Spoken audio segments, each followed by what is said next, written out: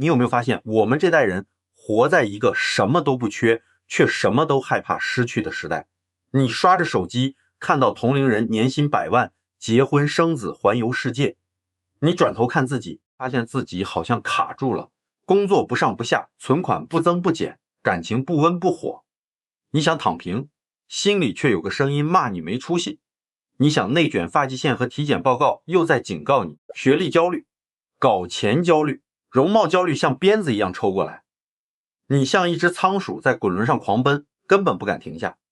如果你此刻正在经历这种精神内耗，脑子里每天有2个小人在疯狂打架，那么今天的内容就是为你准备的。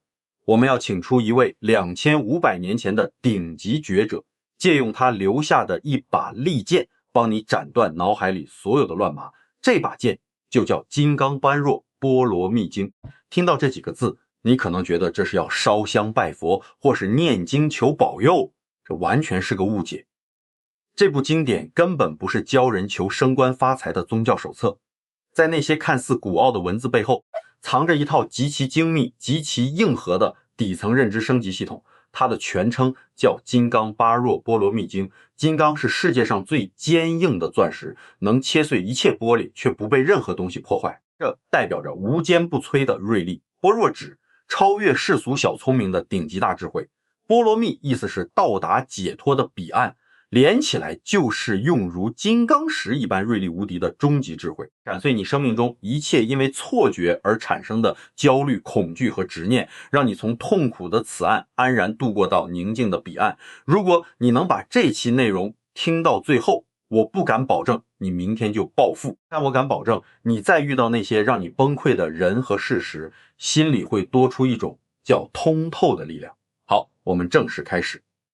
在2500多年前的古印度，有一座大城叫舍卫城。很多人想象中，这样一部重量级经典的出场，应该漫天霞光，万人跪拜。但真相朴素的令人难以置信。这部经典的开篇记录了当时一位彻底觉悟者的日常。到了快吃午饭的时间，他穿上袈裟，端起饭钵，走进舍卫大城里去要饭。他没有挑三拣四，而是一家挨着一家地次第化缘。要到了饭，他便回到自己住的地方，吃完饭把袈裟和饭碗收好，接着洗了洗脚，整理好座位，盘腿坐了下来。请你注意，这里没有任何神迹，没有光环。这位全宇宙最高级别的觉悟者，每天的生活无非就是穿衣、吃饭、走路、洗脚、坐下。为什么用这么一段流水账来做开场？因为这里藏着第一层大智慧。道就在最平常的生活里。我们现代人总在寻求内心的平静，好像非要去远方洗涤灵魂，或者报个昂贵的灵修班才行。但这位觉者用行动告诉你，真正的觉悟不在高山之巅，不在神秘的仪式里，它就在你认真吃下的那口饭里，就在你下班后仔细洗脚的那个动作里。吃饭时就专注吃饭，洗脚时就专注洗脚，不胡思乱想，这就叫活在当下。这是这部经典给我们的第一个最基础的底色。就在他洗完脚坐稳以后，听众席里有一位弟子站了起来。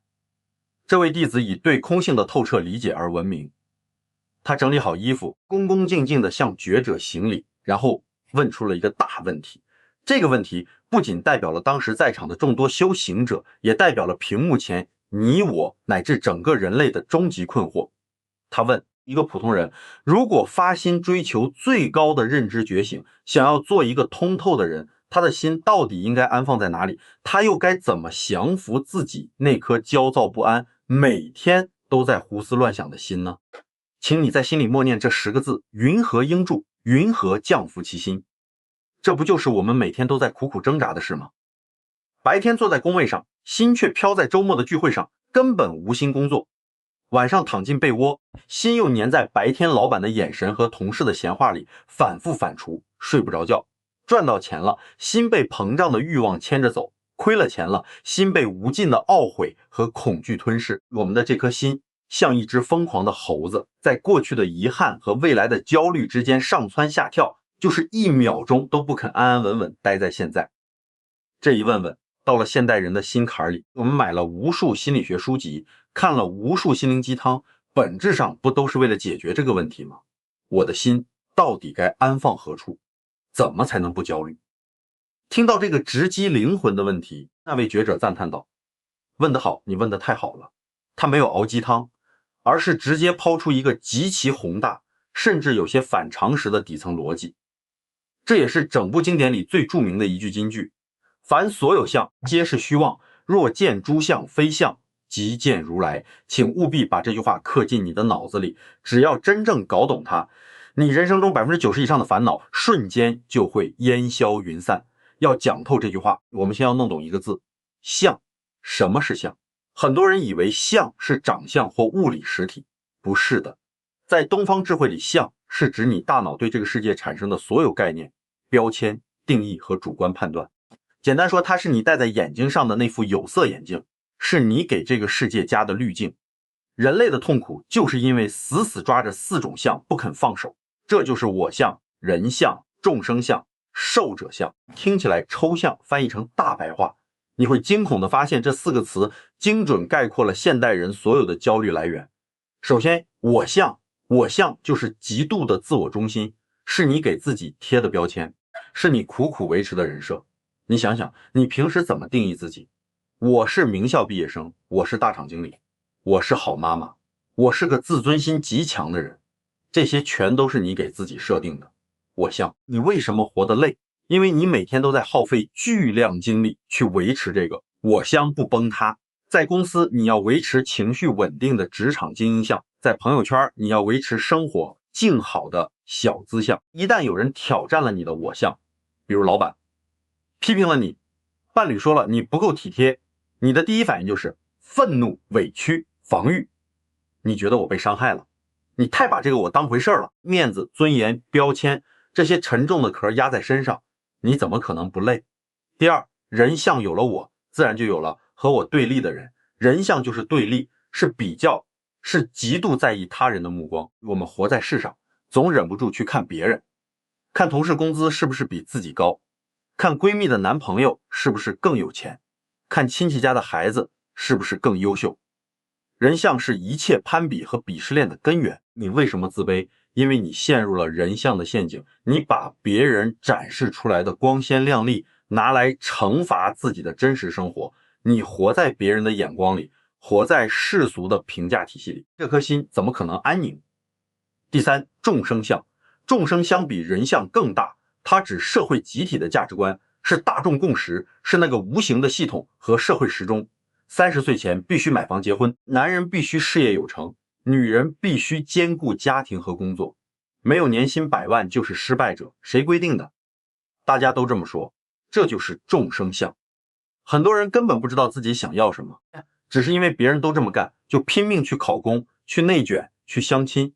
我们被巨大的众生相裹挟着往前走，像被按在流水线上的零件，充满了对掉队的恐惧。这种对社会集体标准的盲目执着，压垮了无数人的脊梁。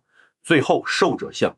寿者字面意思是寿命，在这里指对时间、对永恒不变的执着。人类有一种幼稚的奢望，希望一切美好都永远定格。我们渴望青春永驻，所以容貌焦虑；我们渴望爱情天长地久，所以患得患失；我们渴望财富永远增长，所以贪得无厌。现代商业社会里那句钻石恒久远，一颗永流传，就是精准击中了人类的寿者相。我们试图用一块坚硬的碳去抓住虚无缥缈的永恒，但是朋友们，觉者在这里当头棒喝，冷冷抛出了那句话：凡所有相，皆是虚妄。你所执着的这一切，你的面子、你的标签、别人的眼光、世俗的比较、社会内卷的标准，以及对永恒的渴望，全都是假的，全都是你大脑虚拟出来的错觉，全是一个大型的幻觉。为了让你听懂，我们剖析2个最痛的现代案例。第一个，为什么大厂裁员会让人崩溃？很多人被优化后感觉天塌了，甚至失去活着的勇气。失去收入固然心痛，但真正摧毁他的是我相的破裂。他把某公司总监、大厂精英这个标签当成了真正的自己，他习惯了别人叫他老总，习惯了那种光环。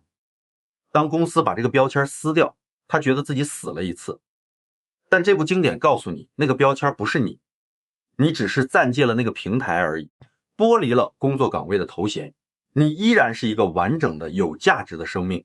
大厂员工是一个项，失业者也是一个项。既然皆是虚妄，你又何必为了一个假标签寻死觅活？第二个，为什么失恋让你痛不欲生？当一段感情结束，有人在深夜痛哭，反复质问，你不是说好要永远爱我的吗？这是典型的受者相发作，你执着于刚相爱时的美好状态，妄图让时间静止，让多巴胺的狂热永远持续。当因缘变化，现实击碎了你的受者相，痛苦就产生了。如果你能明白凡所有相皆是虚妄，就会知道永远在一起本身就是一个违背宇宙规律的幻象。爱存在时，热烈地拥抱它；爱消失了，坦然地接受它。看破了这些幻觉之后呢，经典给出了后半句：若见诸相非相，即见如来。这里的如来不是指哪尊具体的神明，如代表宇宙的绝对真理，来代表真理显现在你面前。如来就是世界的真相，也就是你那颗本来清净无染的自由的心。当你不再被我是一个什么样的人所束缚，当你不再被别人怎么看我所绑架，当你不再被社会规定我必须怎么活所裹挟，当你不再奢求一切都要永远不变，当你能在看透各种标签幻象的同时不被他们套牢，你就见到如来了。这时的你像从一场漫长的大梦中醒来，你会发现原来你不需要那么有钱也可以很快乐，原来你不需要让所有人满意也能活得很好，原来那些曾让你夜不能寐的恩怨情仇，在浩瀚的生命尺度里连一粒灰尘都算不上。这就叫认知破局，降维打击。但讲到这里，肯定会有人提出尖锐的问题。照你这么说，什么都是假的，什么都是虚妄，那我活着还有什么意思？我干脆辞职躺平，不赚钱不恋爱，天天在家混吃等死，反正都是假的。如果你这么想，就彻底学歪了，掉进了玩空的死胡同。觉者不仅教你看破，更要教你怎么入世，这就引出了下一部分的核心逻辑，也是整部经典里最精妙最高级的生活指南：应无所住而生其心。这8个字将告诉你什么才是真正的顶级玩家心态。既然一切标签评价，甚至我们所追求的永恒，本质上都是一场随时会消散的梦，那我们还努力个什么劲儿？干嘛还要起早贪黑上班？干嘛还要谈恋爱？干嘛还要承担责任？如果你真的这么想，那这期内容你非但白看了，还中了最致命的毒。这种状态不叫觉悟，叫死水不藏龙，叫堕入顽空。这是一种比焦虑更可怕的心理绝望。2500年前的觉者早就预判了你的预判，他绝不是一个教人消极避世、混吃等死的虚无主义者。为了打破摆烂的误区，他给出了全经最核心最精妙的8个字：应无所住而生其心。当年一位不识字的修行者，就是在听到这8个字时瞬间顿悟。这8个字到底有什么魔力？我们拆开揉碎了讲。首先，什么是住？字面意思是居住，停留在心理和哲学层面。住的意思是卡住了，执着了，死死抓着不放。你把你的心想象成一台电脑的内存，住就是你的系统卡死在某个程序上，鼠标转圈，什么指令都执行不了。你失恋了，过了3年还走不出来。看到别人结婚就难受，这叫住在过去。你马上要面试，满脑子都是考砸了，怎么办？紧张的话都说不利索，这叫住在未来。你帮了别人一个忙，对方没感恩戴德，你气得几天睡不好，这叫住在回报。一旦你的心有所住，能量就被极度消耗，视野就变得极其狭窄，你所有的痛苦、内耗、纠结，全都是因为心卡住了。那什么是生其心呢？生就是生发、产生、行动，心就是你的创造力、爱智慧，你对生活的全情投入，连起来应无所住而生其心，翻译成现代人的行动指南，就是你不能因为执着于任何一个结果或任何一种执念而被卡住，但同时你又要用尽全力去生活、去创造、去爱。为了彻底搞懂这套顶级操作系统，我们把全人类面对生活的态度分为3个层级，你可以对号入座，看看自己在哪一层。第一层，绝大多数的普通人有所住而生其心，这是带着极强的目的性和执念去行动，工作死死盯着绩效和年终奖，老板画的饼没兑现，心态就崩了，谈恋爱死死盯着对方能否提供情绪价值，能否走向婚姻，对方一冷淡就患得患失查手机，这叫有所住。因为你住在了特定结果上，心被绑架，就算再努力过程也极其痛苦、焦虑、恐惧。第二层被现实毒打后彻底绝望的人，无所住而不生其心，就是我们前面说的摆烂党。既然追求不到，终会失去，卷也卷不赢，干脆不玩了，什么绩效、爱情、理想全不在乎，同时彻底失去生活热情，什么都不干，像行尸走肉一样活着，这是逃避，用伪装看破红尘来掩盖内心怯懦。第三层，经典教导的最高境界，顶级玩家心态，应无所住而生其心。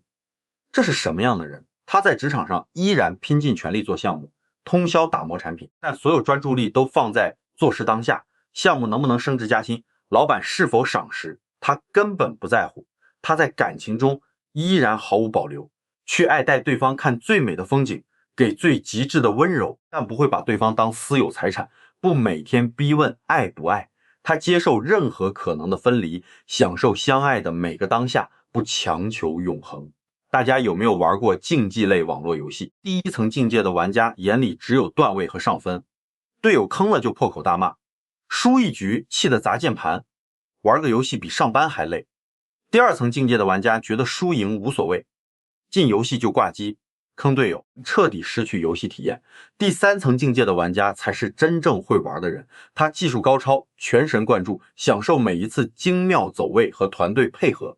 他想赢，但不怕输，输了也会说句打得好，然后开心看下一局，因为他的心没有被必须上分，这个执念卡住，应无所住而生其心，其实就是尽人事听天命的高级升级版。尽人事就是生其心，把当下每个细节做到极致，不留遗憾。听天命就是无所住，把对结果的控制欲彻底放权给宇宙规律，得之坦然，失之淡然，争其必然，顺其自然。为什么说读懂这部经典，你就掌握了治愈精神内耗的终极解药？因为内耗的本质是你的大脑在疯狂计算过去的沉没成本和未来的预期收益，导致现在系统占用率100%直接死机。经典告诉你，把那些乱七八糟的后台程序全部关掉，不要住在过去的遗憾里，不要住在未来的焦虑里，甚至不要住在世俗的标准里，把心从四面八方的执念中拔出来，安放在当下这一分这一秒的行动上。你专注的切一颗洋葱，就体会切洋葱的触感；你专注的敲一行代码，就体会代码的逻辑。你拥抱爱人，就全心全意感受对方的体温，不用管未来会发生什么，因为未来由每一个当下组成。当你做到无所住而生其心，你会发现你不仅不再焦虑恐惧，而且做事效率极高，生命力像火山一样喷发。因为一个没有任何包袱，不害怕失去任何东西的人，在这个世界上是无敌的。这就是这部经典给出的最霸道入世智慧。但是人的贪嗔痴很难根除，当我们面对至亲离去，辛苦攒下的财富瞬间蒸发，或者面对日益衰老的容颜，我们依然会痛，心依然会忍不住去住。面对这种对生命消逝的终极恐惧，这部经典在结尾处留下了全篇最唯美也最震撼的一首4句偈，这几字将把我们的格局彻底拔高到宇宙维度。一切有为法，如梦幻泡影，如露亦如电，应作如是观。短短20个字写尽了宇宙万物的生灭规律。什么是有为法？指一切依靠条件而产生存在，最终又会消亡的事物。你仔细看周围，你的手机、房子、存款、名声、爱情，甚至包括你这具由细胞组成的肉身，包括脚下这颗存在了45亿年的地球，全都是由各种条件拼凑而成的。条件具足，它们就出现；条件散尽，它们就毁灭。只要是有为法，绝对逃不开成住坏空的铁律。偈子里连用了6个绝美比喻：梦幻泡影，漏电如梦。昨晚你做噩梦被老虎追赶，吓得满身冷汗，在梦里一切痛苦极其真实。可醒来瞬间，老虎在哪儿？恐惧在哪儿？我们现在经历所谓跌宕起伏的人生，在觉悟者眼里也是一场大梦如幻，像魔术师变出的幻象如泡，像水面一碰就破灭的肥皂泡，如影，像路灯下被拉长又缩短的影子，看起来有形状却抓不住实质，如露亦如电，像清晨草叶上的露水，太阳一出就蒸发，像夏夜暴雨前的闪电璀璨夺目，但只存在0点几秒。你有没有觉得这不只是哲学，简直是最前沿的科学？量子力学和热力学第2定律早就告诉我们，宇宙中根本没有静止永恒的东西。你以为你还是10年前的你吗？从生物学角度，你身体细胞每隔7年就全部更替一遍。7年前那个你在物理层面已经彻底死去了。万事万物都在以极快速度生灭变化，这叫无常。我们为什么痛苦？痛苦的公式非常简单，痛苦等于预期减去现实。现实的规律是无常，是一切皆如梦幻泡影，而你的预期是永恒。你妄图把露水永远保存在草叶上，把闪电永远定格在夜空里，你用违背宇宙规律的预期去碰撞铁一般的现实，怎么可能不粉身碎骨？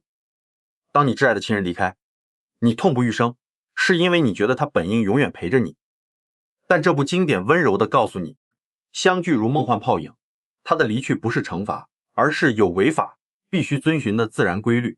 你们在梦境里相遇过，深爱过，那道闪电曾照亮过你的夜空，这就足够了。当你失去财富地位，觉得人生全毁，经典告诉你，财富名声本是水上的肥皂泡，风一吹聚拢，风一停破灭，你只是在梦里丢了一袋金币，醒来后你依然毫发无损。很多人听到这里觉得极其悲观，如果一切都是随时会醒的梦，那生命岂不是一片虚无？大错特错。理解了无常，你得到的不是悲观，而是人类所能拥有的最高级别的自由。你想，如果一切都是恒常不变的，那才叫真正的绝望。如果阶层恒常，穷人永远是穷人；如果痛苦恒常，失恋一次就得哭一辈子；如果愚蠢恒常，你连学习改变的机会都没有。正因为一切有为法如梦幻泡影，正因为无常，厄运总会过去，伤口总会愈合，你可以随时随地清零重置，重新定义自己。既然这就是一场大型的全息游戏，所有的装备金币最终都带不走，那你为什么还要在游戏里为别人的嘲笑彻夜难眠？为什么因为丢了个道具痛不欲生？放开手去体验，去冒险，去爱，去感受痛，去尽情哭和笑。你可以轰轰烈烈参与这场梦，但内心深处始终清醒，知道我在做梦。当你看透这最后的底牌，世界上还有什么能真正伤害到你？这就叫硬座如是观。现在让我们深吸一口气，把思绪从2500年前拉回你此刻的屏幕前。今天我们借用这部古老智慧，向我们大脑里的焦虑和内耗挥出了3件。第一件，凡所有相皆是虚妄，斩断对身份标签、他人眼光、世俗标准的盲目执着，不被虚假的人设压垮。第二件，应无所住而生其心，斩断对结果的极度控制欲，在努力生活的同时，放下对成败得失的病态执念，尽人事听天命，全情投入当下。第三件，一切有为法如梦幻泡影，斩断对永恒的奢求，接受生命无常，坦然面对一切得失聚散，在梦境中获得绝对的自由。这3把剑合在一起，就是那颗无坚不摧的金刚心。明天早晨当闹钟再次响起，你又要挤那趟拥挤的地铁，又要面对老板的催促、客户的刁难和生活的一地鸡毛。我希望你能想起今天的内容，生活依然继续，麻烦依然接踵而至。你不可能听了一部经就变成不用交房租的神仙，但是你的内在系统已经升级了。